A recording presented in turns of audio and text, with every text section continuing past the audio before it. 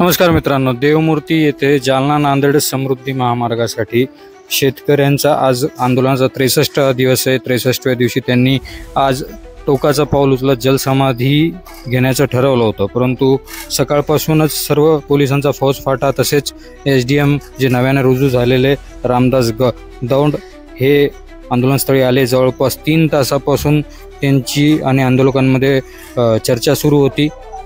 त्यांनी विनंती केली की आपण हे मागं घ्यावं जलसमाधी आंदोलन, परंतु शेतकरी आता अधिक आक्रमक होत मागे तर हटणार नाही, परंतु प्रशासनाला 4 वाजेपर्यंतची वेळ देण्यात आलेली आहे। 4 वाजेपर्यंत जर लेखी आश्वासन त्यांनी दिलं की यामध्ये तोडगा काढण्यात येईल आणि ज्या त्यांच्या मागण्या आहेत त्या पूर्ण करण्यात येतील येणाऱ्या आठवड्यामध्ये, तरच जलसमाधी आंदोलन मागे होईल।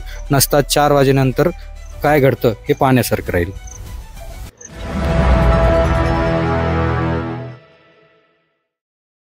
तुमची गेल्या 62 दिवसापासून तुम्ही या ठिकाणी धरणे आंदोलन करताय, तुमची काय प्रमुख मागणी आहे आणि आता तुम्ही जे इशारा दिलेला आहे जलसमाधीचा, आता प्रशासन तुमच्यासोबत चर्चा करते, काय नेमकं तुमची भूमिका असणार आहे काय नाही? काय नाही, 62 दिवस झाले आम्हाला आतापर्यंत, म्हणजे आमचं जे राहून गेलं होतं, जे खिशातून काढून घेतलं होतं ते देण्यापलीकडे काही केलेलं नाही।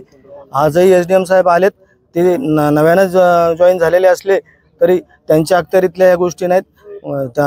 मूळ मूल्यांकनाचा प्रश्न जिथं 2 कोटी तिथं 25 लाख, तिथं 50 लाख, तिथं 12 लाख, जिथं 25 लाख तिथं 5 लाख ह्या पद्धतीने देत आहेत। त्यामुळं आम्ही आज लेखी आश्वासन लेखी असल्याशिवाय पाठीमागं हटणार नाहीत। आमचा जो जलसमाधीचा जो मनोदय आम्ही व्यक्त केलेला तो आम्ही त्याच्यावर ठाम आहोत। त्यांनी कितीही मनुष्यबळ असून द्या, पुऱ्या जिल्ह्याची पोलीस आणली तरी आमचं काही मुहूर्त ठरलेलं नाही। 11ला सांगितलं होतं, आम्ही रात्री 12ला करू, पण जर नाही आलं तर आम्ही ते करणार।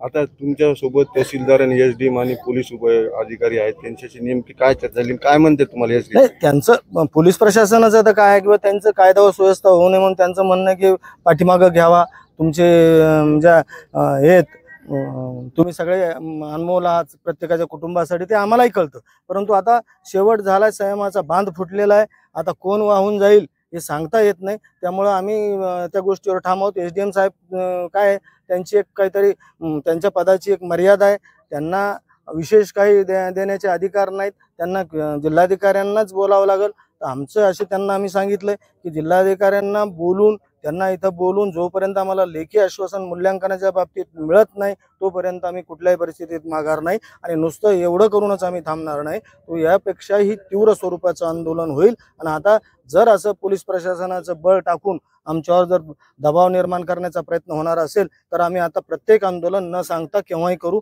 म्हणजे आणि शासनाला पळताभुई थोडी होईल। जिल्हाधिकाऱ्यांनी स्वतः या ठिकाणी आंदोलन ठिकाणी येऊन तुम्हाला आश्वासित केलं, काय केलं होतं? नाही, काहीच नाही केलं। जिल्हाधिकाऱ्यांना येऊन 3 महिने झाले, त्यांनी सांगितल्यानंतर एक इंचही फाईल पुढे सरकली नाही। त्याच्या 1.5 महिन्यानंतर परत आंदोलन केलं। 1 महिन्याच्या आंदोलनानंतर शशिकांत हदगल म्हणून SDMनी पदभार घेतला, त्यांनी आम्हाला थोडा रिलीफ देण्याचा प्रयत्न केला। रिलीफ अर्थात आमच्या ज्या त्यांच्याकडून त्यांच्या यंत्रणेकडून ज्या चुका झाल्या होत्या, आमचे 20 शेततळे लावले नव्हते ते त्यांनी फेर मूल्यांकन करून लावून घेतले, विहिरी लावल्या, एवढं केलं। तसंच आमचे नवीन SDM जे आहेत रामदास दौंड साहेब, तेही शेतकरी पुत्र असल्यानं त्यांच्याकडून आम्हाला अपेक्षा आहेत, पण मूल्यांकनाच्या बाबतीत हा जिल्हाधिकाऱ्यांच्या अखत्यारीतील विषय आहे आणि अधिवेशन चालू आहे, आम्हाला जास्त नकोय, रास्त पाहिजे। त्याच्यामुळं हा विषय मार्गी लागल्याशिवाय 18 तारखेच्या आत मार्गी लागल्याशिवाय आम्ही हटत नाही, नाहीतर जालना का पुरा महाराष्ट्र हादरून टाकू, एवढं मी तुम्हाला या निमित्तानं सांगतो। जलसमाधी आंदोलनावर ठाम ठाम आहे, ठाम। नाव काय? दिलीप राठी।